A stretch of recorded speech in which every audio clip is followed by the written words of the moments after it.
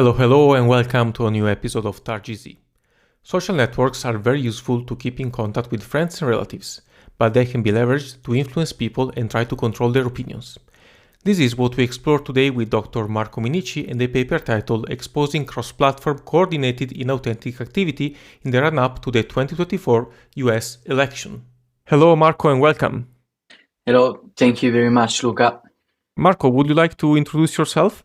Yeah, my name is Marco Minici. I'm a research scientist at the National Research Council of Italy. I hold a PhD in Artificial Intelligence and Society that I got from University of Pisa in May 2025. And my main research topic is the one of online social safety. So basically, I try to design computational tools to better understand online social dynamics in the light of trying to, prevent threats that may be, attacking, online users. And I mostly work on social media and on online platforms.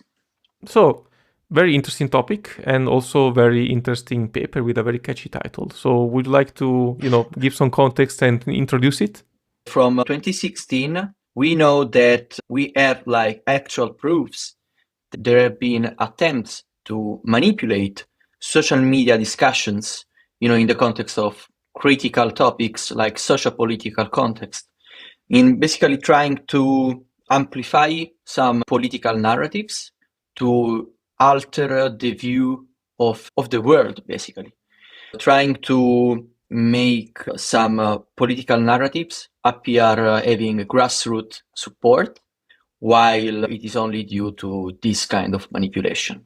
We know that social media, search engines, and nowadays also conversational AI have the potential to sway voters, to move a small but relevant percentage of voters on one side or the other. So our paper, we devised some new methodology to detect this social media manipulation. And we have applied this methodology in the context of the presidential US election in 2024. And the main contribution was that this methodology is able to work in a multi-platform setting. So we basically designed this methodology and then applied it to the dataset of more than 10 million post messages content across Facebook, Telegram, and Twitter. And we extracted some interesting insights. Okay, so what you did was to try to, figure out if there has been some kind of impact that is not limited to a single social network, but this kind of influence is going across multiple of them in a way that was not possible to kind of identify just looking at a single one, right? Yes, exactly. Okay, cool. Yes. And how did you approach this kind of research to identify these kind of connections? As you know, social media manipulation is not really like an individual. You cannot tackle this problem as an individual, inference, individual prediction, but you need to have a collective perspective. And network representations are crucial to infer collective patterns that belong to collective efforts. So network science is at the basis of our methodology. Of course, we needed some behavioral trace that we could investigate across many platforms because, different platforms like Twitter and Telegram have really different designs, and we needed to find some commonality. And for us, the commonality was the sharing URLs, because both in Twitter posts and Telegram messages, users are able to share URLs. We treat URL as a kind of point of view, because URL usually point to, media outlets, blog posts, and so on and so forth. And in the context of, in a political context, each blog post, each article may convey some political narrative. So we basically built this similarity network, what we call similarity network. In the similarity network, each node of the network is a user, and two users are connected if they are sufficiently similar in how they share URLs, in the set of URLs that they share. And once you build this similarity network, you are able to extract basically like what we call suspicious accounts having an eigenvalue of eigenvector centrality. So basically accounts that are really central in the network, and then they are connected to other nodes that are also central in the network. That's the interpretation. And why? Because users that are trying to manipulate the discussion are like really similar one to another, at the contrary of organic users. Organic users may share some activity with other users, but not in a systematic and abnormal way. So organic users will be at the periphery of this similarity network, while suspicious coordinated users trying to push and amplify these political narratives will be at the center. So once we build this similarity network based on the URL sharing patterns, we extract the coordinated users according to eigenvector centrality, and we analyzed these to understand whether they are like trying, to push to what kind of narratives they're trying to push. And I think that that's the core of the approach. So network science and similarity networks. What is really necessary to remark is that we do not provide to the URL some moral or political value.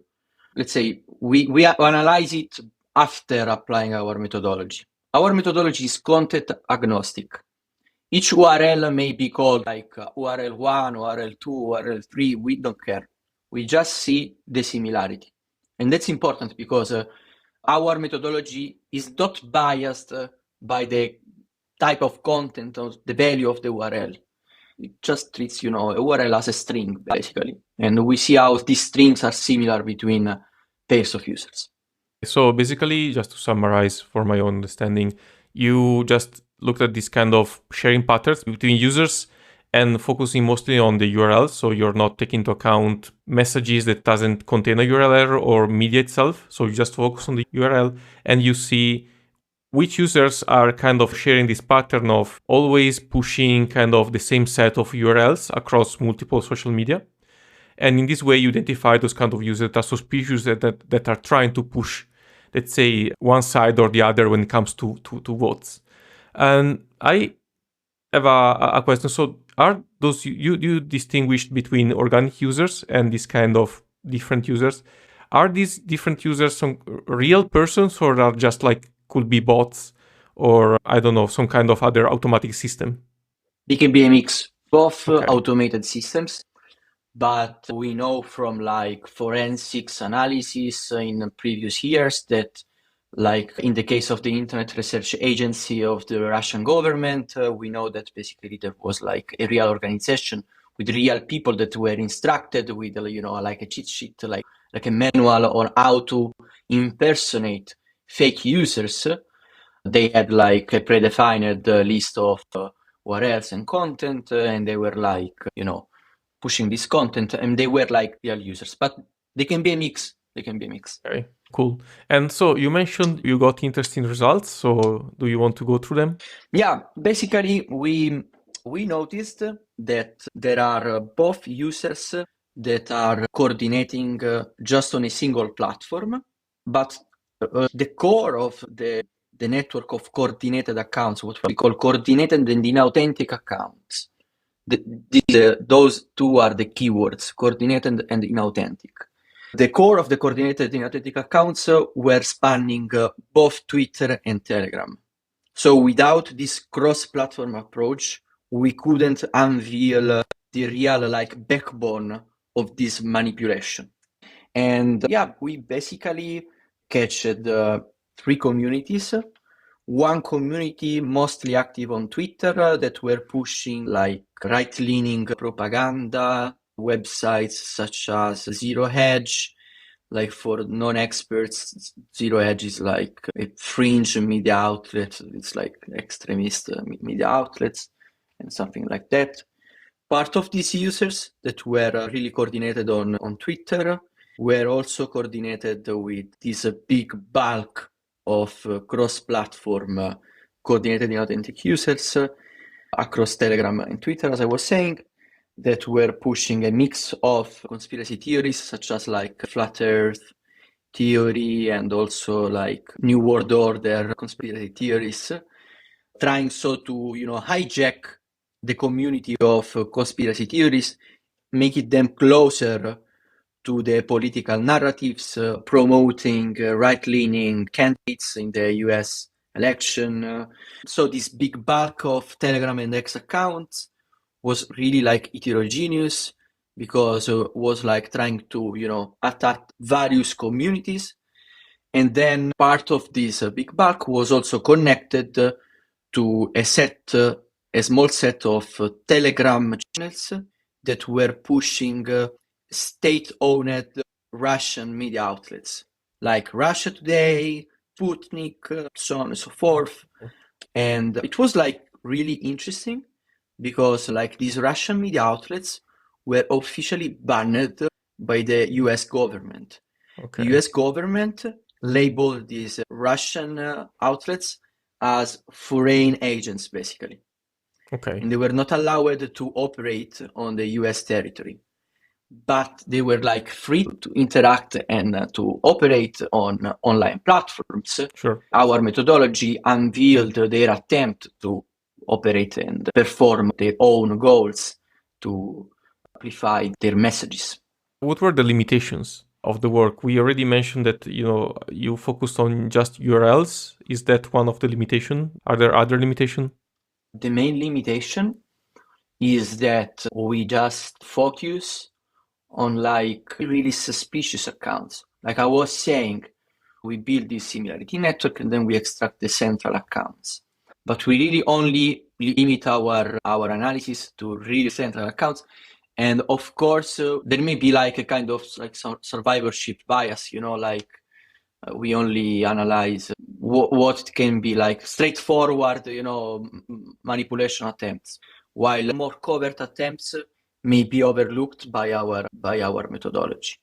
But this was like a design choice because we want to be really, really sure about the fact that what we are deeming as social media manipulation is actually media manipulation. Of course, if you open up, and you try to relax the threshold for which you called an account manipulative or not, of course, you may be less precise.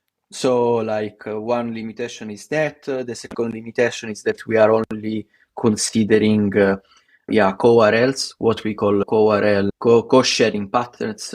And of course, there are like the most straightforward pattern is like just analyzing the content.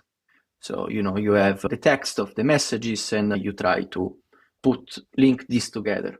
But like, since our methodology was the kind of the first attempt to tackle this issue, we focused just on URLs because like the main limitation with the text is that like Telegram channels have the possibility to like write quite long messages.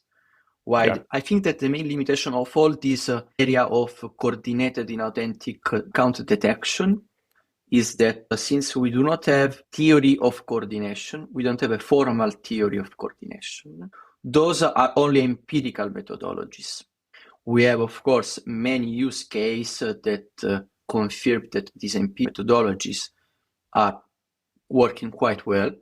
But since we do not have a formal theory, we do not have like a statistically grounded analysis of what is when an account can be considered coordinated or not. And that's a theoretical vulnerability. And again, we may like exclude from our analysis some users that are indeed coordinated, but they did not make it into our, suspicious set in the end. So on this line, what has been some follow-up of this research, or what are, what you see as the future of this line of research? Trying to formalize a theory, a statistical theory, that's the follow-up. Because like in complex networks, we have like formal theories of information diffusion, for instance. So we know that there are like formal models of information diffusion, but we do not have for coordinated behavior. And I think that the second follow-up is understanding how AI powered influence campaign. What we are talking about is basically also can be named as campaign information operations when they are like powered by AIs. So not like bots or automated bots, but basically like large language models, producing content. Like we need to understand their behavioral patterns, because of course we expect it to be like not exactly the same as humans, and we need to understand their strategies, like if they adopt different strategies from humans. And so if our current methodologies are still able to pinpoint these the coordinated efforts but powered by AI agents, what in a recent paper was called cyborg propaganda. Interesting. And that's a formal theory, and then understanding the behavioral patterns of machine-powered influence campaigns. Marco, thank you very much for guiding us through this very interesting research work. Thank you very much, Luca. It was a pleasure for me, and good luck with everything. Thank you very much for listening. If you want to know more about this research, check out the link to the paper in the episode description. If you like the content, please consider giving a 5-star review in the platform you're using for listening to the podcast. And see you at the next episode of targz.